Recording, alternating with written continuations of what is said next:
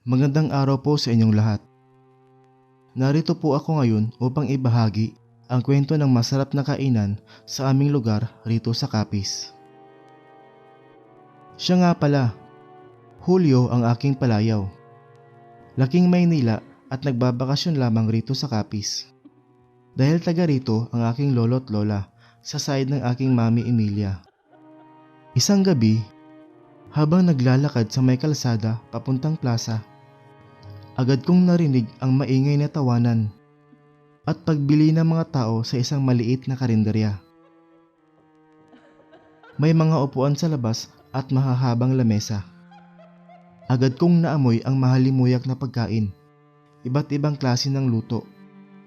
May minudo, dinuguan, sarsyado at iba pang karning baboy, saka baka.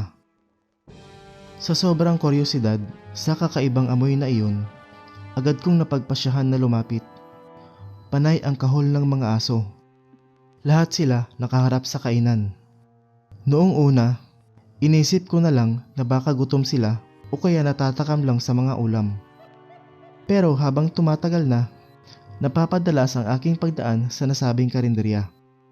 Kakaiba ang aking pakiramdam, lalo na nang gabing umuwi ako galing sa plaza. 12:30 na noon, nang makita ko si Aling Sisa. Umikot siya ng 3 beses sa kanyang karinderya. Saka siya naglakad papunta sa madilim na kagubatan. Dulot ng matinding kuryosidad, nagpasya akong sundan ang matanda. Halos tumaas ang balahibo ko sa takot at panlalamig habang binabaybayan ang madilim na kagubatan. Wala pa naman akong dalang cellphone o ilaw. Dumagundong ang kaba sa aking dibdib, pero patuloy ko pa rin namang nilalakad ang kahabaan ng masukal na gubat. Rinig ko pa ang maingay na huni ng mga kuliglig at panggabing ibon. Mas lalo akong kinilabutan sa bawat kaluskos ng mga ligaw na hayop sa damuhan. Mas nakadagdag pa sa takot na nararamdaman ko ang malakas na alulong ng mabangis na hayop at huni ng kwago. Labis naman ang aking pagtataka dahil hindi ko na makita pa ang matanda. Hanggang sa makaamoy ako ng napakalansang amoy na tangay ng hangin. Halos bumaligtad ang aking sikmura. Alam kong hindi iyon karne ng baboy o hayop. Bigla akong nag-alangan tumuloy. Kusang umatras ang aking mga paa paalis. Halos lakad takbo ang aking ginawa hanggang sa tuluyan na akong makalayo. Pero sa bawat pagtakbo ko, tila naliligaw lang ako at pabalik-balik sa pwesto kung nasaan ako kanina. Agad kong binaligtad ang suot kong damit. Binaybay ng kalmado ang masukal na daan. Hanggang sa makalabas ako sa kalsada, dama ko ang matinding pagod. Tila hindi lang isang oras ang ginugol ko sa kagubatan na iyon.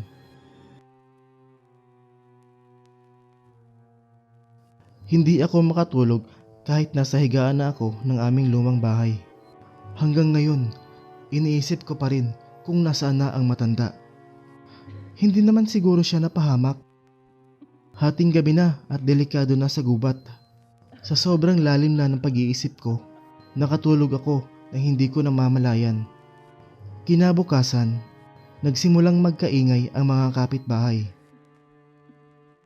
Nang tanungin ko si Mang Doming, aniya may nawawalang kabataan raw na nasa edad 18. Nagsimula ang mga haka-haka ng mga tao. Ang sabi pa ng ilan, baka nadukot na ng mga manunupot at binenta ang mga lamang loob.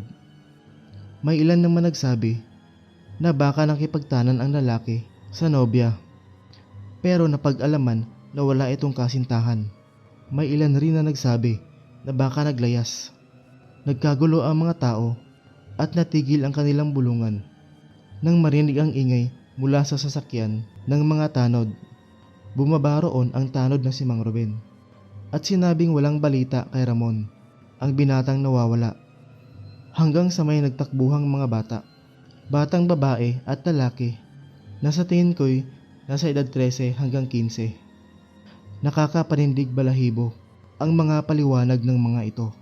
Sabi ni Paeng, nakita niya raw ang ilang peraso ng daliri ng tao. Sa tingin nila, kamay at paa ang pinanggalingan. Nakalagay iyon sa itim na plastik na inanod pa galing sa ilog kung saan sila naliligo.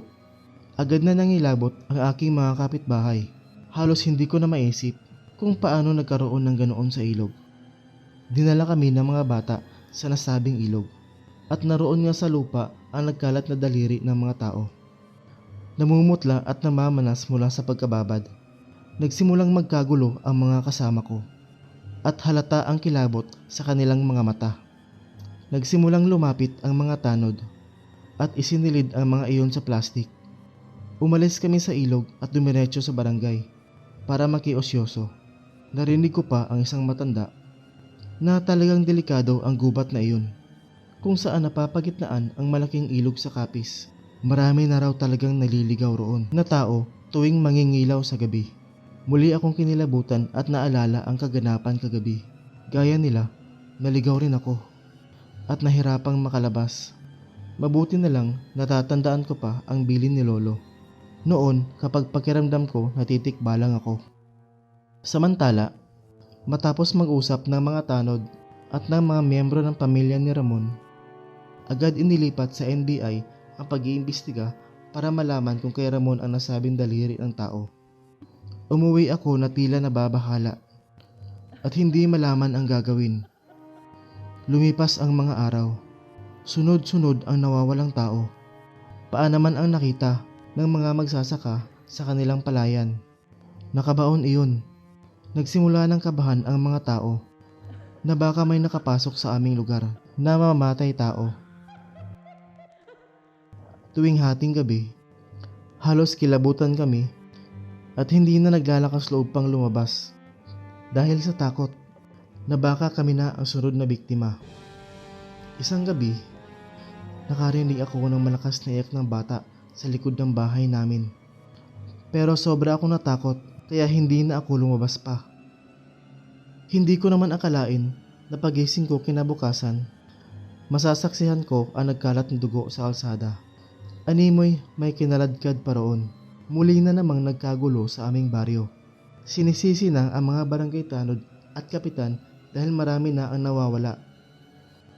Samantala, ng araw na iyon, nakaramdam ako ng matinding gutom.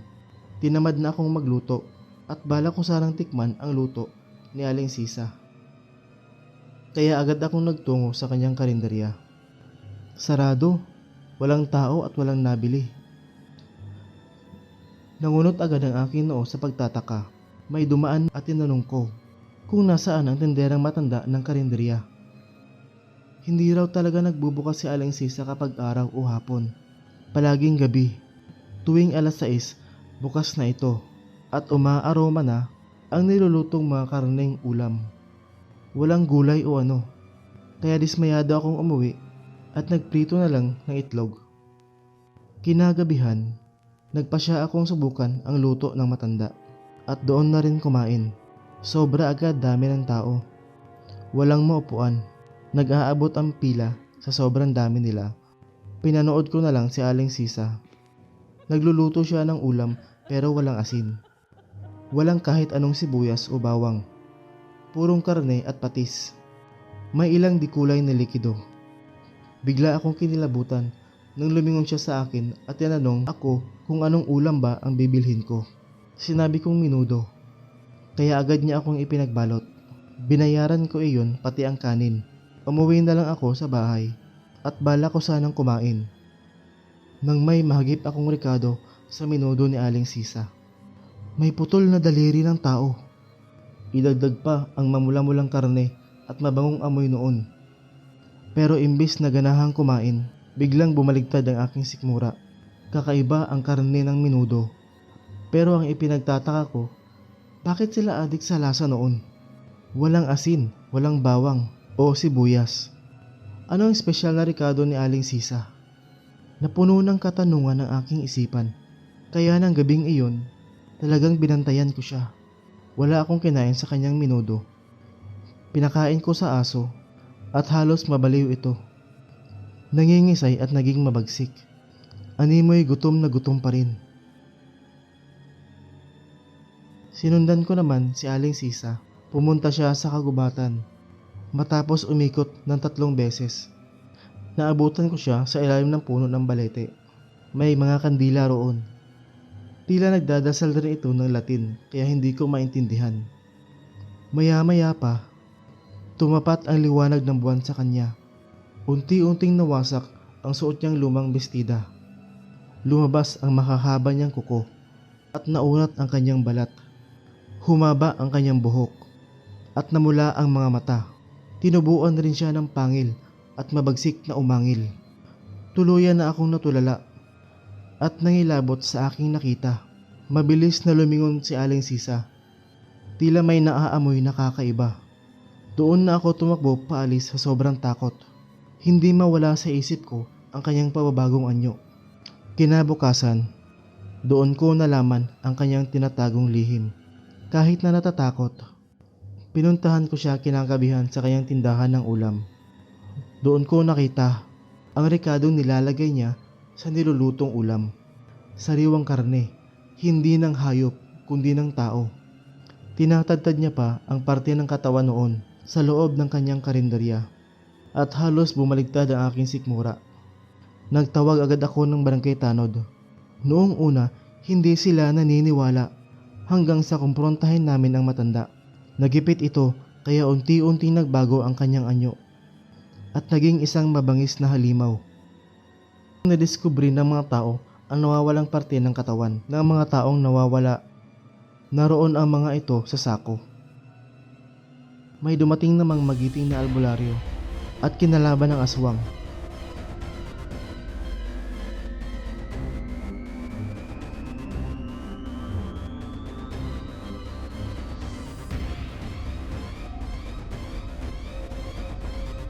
Natalo niya ito gamit ang punyal na may basbas laban sa aswang, kaya nagawa nitong patayin si Aling Sisa. Matagal na pala itong hinahanap ni mga puweng ang magaling na albularyo sa Capiz, pero magaling magtago si Aling Sisa at sa gabi lang talaga ito lumalabas. Matagal na rin siyang naghihinala hanggang sa nabalitaan niya ang pagpapalit nito ng anyo. Doon na lumabas si mga puweng at nilabanan ang aswang. Ang mga taong kumain na lutong ulam ni Aling Sisa, lahat sila nagkakasakit at ang iba binawian ng buhay. Simula noon, natuto na ako. Hindi lahat ng masarap dapat kainin. Hindi lahat ng malinis ang pagkakagawa, kaya maging maingat palagi sa kinakain.